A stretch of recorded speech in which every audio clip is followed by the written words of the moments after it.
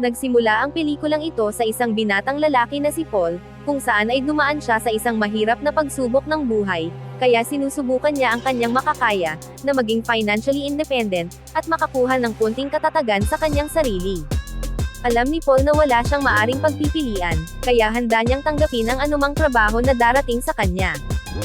Nakapila siya ngayon, para sa interview sa isang trabaho sa coffee shop, nang biglang lumabas ang isang nagngangalang Monty Smith Gregg, at binati siya na parang matagal na silang kakilala nito. Walang maalala si Paul kung sino siya, at bago pa siya makapagtanong sa kanya ng anuman, umalis ang lalaki, kaya't muling bumalik si Paul habang nakatayo sa pila. Isang aso naman ang lumabas sa kung saan, at kinuha nito ang scarf ni Paul, habang tumakbo papalayo. Hinahabol ni Paul ang aso, at nakarating siya sa isang eskinita kung saan nakita niya ang isang pinto, na may nakasulat na salitang, aplikante. Desperado na si Paul sa trabaho, at hindi na siya nagdalawang isip pa na pumasok sa loob, at magtanong kung may bakante doon. Nang makapasok na si Paul sa loob, may nakita siyang isang babae na nagngangalang Sophie Pettinger, na dumating din para sa isang job interview. Sinubukan ni Paul na tanungin si Sophie, kung anong uri ng trabaho ang inaalok nila, ngunit mabilis siyang sinagot nito na hindi siya interesadong makikipag-usap sa kanya. Sa sandaling iyon, pumasok ang isang matandang lalaki, tinawag si Paul sa kanyang pangalan at dinala siya nito sa loob ng isang silid ng pagpupulong, kung saan naghihintay ang lahat ng miyembro ng lupon sa pagdating niya, na para bang alam na nila ng maaga pa, na aagawin ng aso ang kanyang scarf at dadalhin siya nito sa kanilang gusali. Ang kumpanya ay tinatawag na J.W. Wells and Company. Kahit na pagkatapos ng panayam, ay hindi maiintindihan ni Paul kung anong uri ng trabaho ang kanilang ginagawa.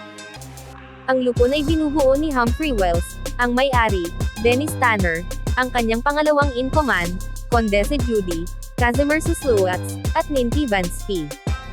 Si Paul ay halos walang kaalam-alam, tungkol sa lahat ng tinatanong sa kanya ng kanyang mga tagapanayam, ngunit may isang bagay na nakakuha ng kanilang pansin. Sinabi ni Paul na nagkataon lamang ang pagkakapunta niya sa kanilang kumpanya. Sinabi ni Paul sa kanila na, sa kanyang libreng oras ay mahilig siyang gumawa ng mga painting ng mga sundalo at fantasy na nilalang, tulad ng mga duwende, at muli, maraming mga kilay ang nakataas sa conference room, dahil sinabi ni Paul ang ilang mga keyword, na siyang nagpapakita sa kanila na siya ang tamang taong hinahanap nila. Umuwi si Paul, pero hindi na niya iniisip na siya ang pipiliin ng kumpanya, ngunit nangyari ang hindi niya inaasahan, at nakakuha nga siya ng offer letter mula sa kumpanya. Ang lahat ng tungkol sa kumpanya, mula sa kanilang mga empleyado hanggang sa uri ng trabaho na ginagawa nila doon, ay lubhang kakaiba. Walang nagsasabi sa kanya ng eksakto, kung ano ang dapat niyang gawin. Nakilala ni Paul ang isang babae na nagngangalang Rosie sa reception, na para bang binabalaan siya nito, kung saan tinanong siya na baka gusto niya pang magbago ng isip, tungkol sa pagkuha ng trabaho. Hindi sineseryoso ni Paul ang sinasabi nito. Kasama niya rin si Sophie na natanggap sa kumpanya. Mula doon ay ipinaalam ni Rosie kay Mr. Tanner na dumating na, ang mga intern. Binigyan nila sina Paul at Sophie ng mga mapa, kung saan kailangan nilang tukuyin ang mga site na mayroong mga deposito ng bauxite. Ang bauxite ay parang isang clay, na kung saan makikita doon ang isang uri ng elements, ito ay ang aluminum. Nalilito na naman si Paul kung paano, sa pamamagitan lamang ng pagtingin sa mapa, malalaman niya kung anong mga elemento ang nasa ilalim ng lupa doon.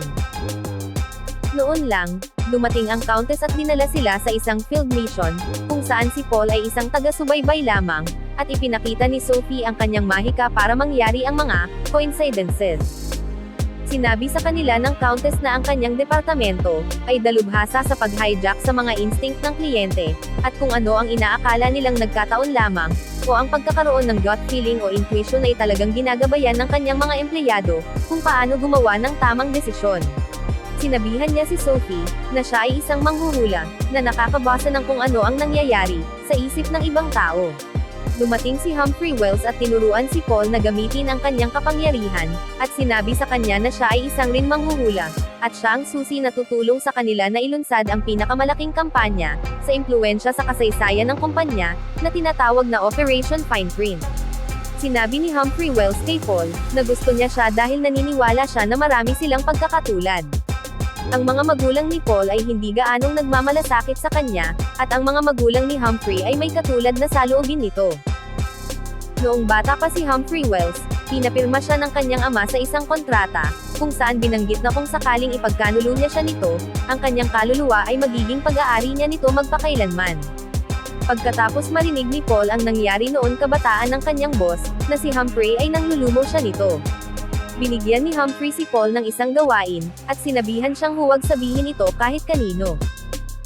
Hiniling niya sa kanya, na hanapin ang isang mahiwagang portable na pinto, na nawawala, at may sariling kalooban ito na kung sino lang ang karapat-dapat, ang pwedeng makakahanap sa kanya nito. Sinabi sa kanya ni Humphrey na ang pinto ay hindi basta-bastang matagpuan, kaya naman ito ay nagtatago sa isang lugar sa pasilidad. Sa unang pagkakataon, nadama ni Paul na may halaga siya, at handa siyang ibigay ang anumang hilingin sa kanya. Ngunit ang problema, ay hindi alam ni Paul kung saan magsisimula, at kailangan niya ng isang taong gagabay sa kanya. Nakilala ni Paul si Minky, tagabantay ng Code of Conduct ng Magician, at hindi direktang sinikap nitong balaan siya, tungkol sa mga implikasyon ng pakikitungo kay Humphrey Wells, tulad ng ginawa ni Rosie kanina sa reception, na kung saan ay binalaan siya nito. Nang maglaon sa araw na iyon, binisita din ni Casimir Susluat si Paul sa kanyang mga panaginip, at sa wakas ay nakuha niya ang impormasyong nawala pala ni Humphrey, ang kanyang portable na pinto, at hiniling niya kay Paul na hanapin ito. Ang ama ni Humphrey Wells ay misteryosong nawala ilang taon na ang nakalilipas, at nagkataon na maging ang ama ni Dennis, si Arthur Tanner, ay nawala sa parehong araw. Naniniwala ang ilang tao na may kaugnayan si Humphrey sa pagkawala ng kanyang ama, ngunit walang matibay na ebidensya na magpapatunay nito. Ang Countess, Casimir Susluets, Rosie, Minky, at lahat ng iba pang tao, ay alam na sina Humphrey at Dennis ay may mga masamang balak, at napagtanto nila na si Paul ay tinanggap nila para sa parehong lihim na layunin. Samantala, patuloy na hinahanap ni Paul ang portable na pinto, at pagkatapos na hanapin ito sa buong pasilidad, sa wakas ay nahanap niya rin ito na para bang nakakuha siya ng ginto.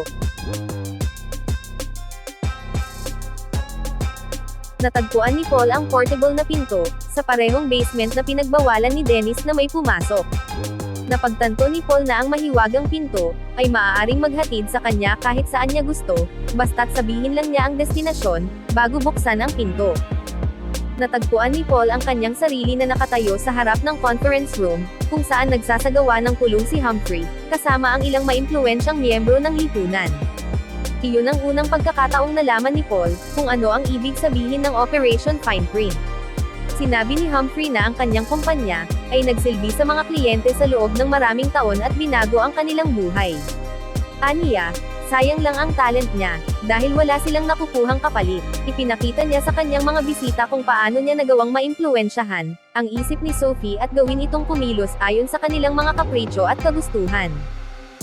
Noon naisip ni Paul kung bakit kakaiba ang kinikilos ni Sophie nitong mga nakaraang araw, at ginagawa ang lahat ng mga bagay na sinasabi nito sa kanya na hindi niya kagustuhan.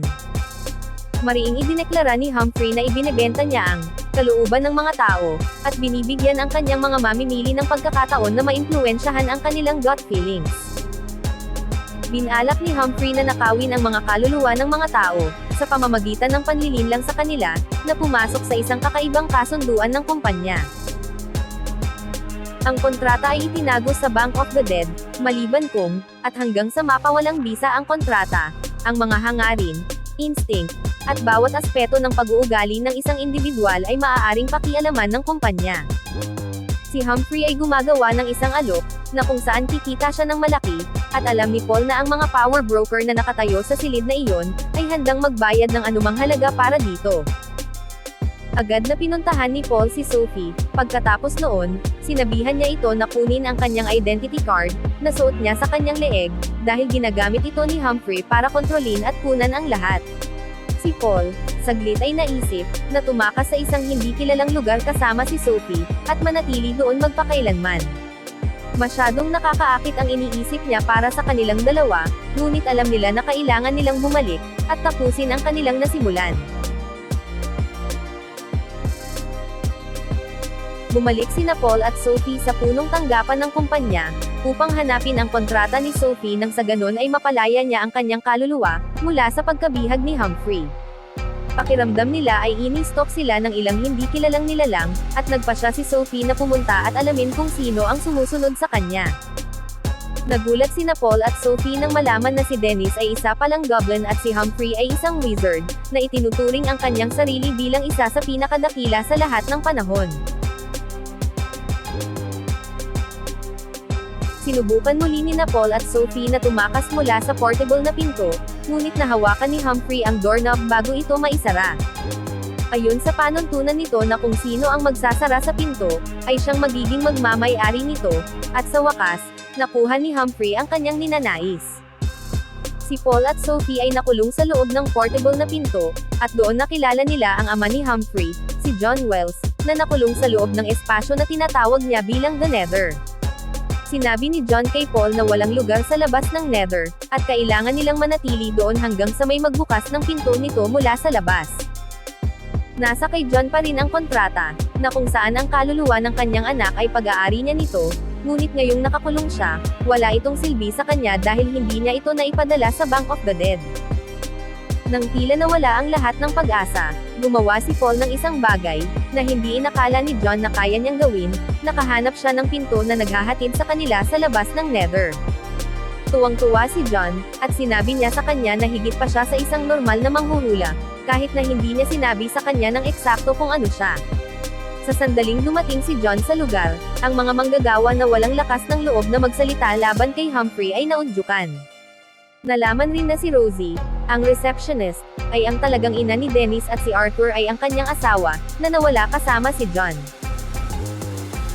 Si Humphrey at ang kanyang ama ay nagkaharap, ngayon ay nagtutul sila na parang nasa nakamamatay na labanan. Nahuli siya ni Humphrey gamit ang kanyang kapangyarihan, dahil ang mga taon ng pagkabihag ni John ay naging dahilan para medyo kalawangin siya nito, sa isang laban. Nadaig din ni Humphrey si Sophie at hiniling kay Paul, na ibalik ang kontrata ng kanyang ama sa kanya, kung gusto niyang makita itong buhay. Gagawin sana ni Paul ang hiniling ni Humphrey sa kanya, ngunit nagawang makipag-usap sa kanya ni Sophie gamit ang kanyang kapangyarihan ng telepathy. Sinabi niya kay Paul, na kung nakahanap siya ng pintuan na naghatid sa kanila sa labas ng Nether, tiyak na makakagawa siya ng pinto na magdadala sa kanya sa Bank of the Dead. Ginawa ni Paul ang lahat para makagawa ulit siya ng pintuan papunta sa bangko ng mga patay. Dahil sa determinasyon at motivation mula kay Sophie, ay nagawang malumpasan at maabot ni Paul ang bangko ng mga patay. Naasumiti niya ang kontrata ni Humphrey, at bilang kapalit, kinuha niya ang kontrata ni Sophie, at tiniyak na mapalaya ang kanyang kaluluwa. Matapos ipadala ang kanyang anak sa loob ng Nether, siniguro ni John na walang makakapagbukas ng portable na pinto sa hinaharap. Binigyan niya si Paul ng junior position sa Lost and Found Department, at si Sophie ay ginawang Vice President sa Department of Coincidence. Kahit ang tuwalya, na humantong sa mga tao sa portable na pinto ay pinaniniwala ang nawasak, hindi pera nito may kakaila, ang posibilidad na may makakahanap nito, at kung ano ang kayang gawin sa mga taong makakahawak dito. Catch me if I fall.